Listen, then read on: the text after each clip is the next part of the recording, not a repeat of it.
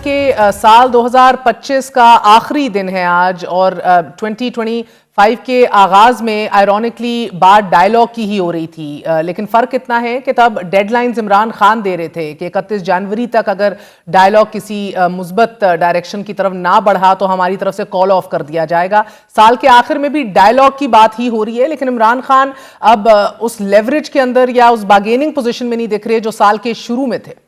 देखिए, इमरान खान साहब जो हैं वो डायलॉग खुद करना नहीं चाह रहे और उनकी पार्टी के लोग जो हैं वो तो कह रहे हैं जी कि हम अभी भी डायलॉग के हामी हैं। लेकिन आप ये देखें ना कि उनकी पार्टी में और उनकी फैमिली का जो पॉइंट ऑफ व्यू है उसमें आपको काफ़ी एक तजाद नज़र आता है। जब बैरिस्टर गौर खान साहब जो हैं वो अडयाला जेल के बाहर खड़े होकर कहते हैं जी हम मुलाकात की भीख मांग रहे हैं और हम मुज़ाकरात के लिए भी तैयार हैं, लेकिन अलीमा खान साहबा कहती हैं कि इस वक्त जो मुज़ाकरात की बात कर रहे हैं वो बुज़दिल लोग हैं।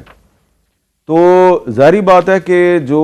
आम आदमी है, जो पीटीआई का सपोर्टर है या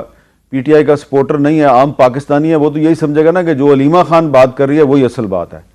तो ये एक इस वक्त बहुत बड़ा प्रॉब्लम है कि तहरीक इंसाफ की जो लीडरशिप है उसका मौक़िफ़ कुछ और है। इवन जो तहरीक तहफ़्फ़ुज़ आइन है उसके जो सरबराह हैं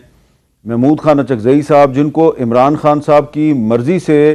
कौमी असम्बली में अपोजिशन लीडर के लिए नामज़द भी किया गया है, वो भी कह रहे हैं जी कि हम मुज़ाकरात के लिए तैयार हैं। बल्कि उन्होंने तो यहाँ तक कहा है कि नवाज़ शरीफ साहब जो हैं वो इस सिलसिले में हमारी मदद भी करें और रहनुमाई भी करें।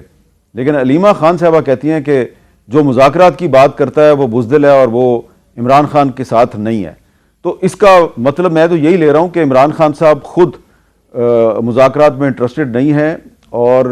वो ये चाहते हैं कि उनकी पार्टी जो है वो एक स्ट्रीट मूवमेंट का आगाज़ करे। तो क्योंकि इमरान खान साहब मुज़ाकरात के लिए सीरियस नहीं है इसलिए मुज़ाकरात नहीं हो रहे।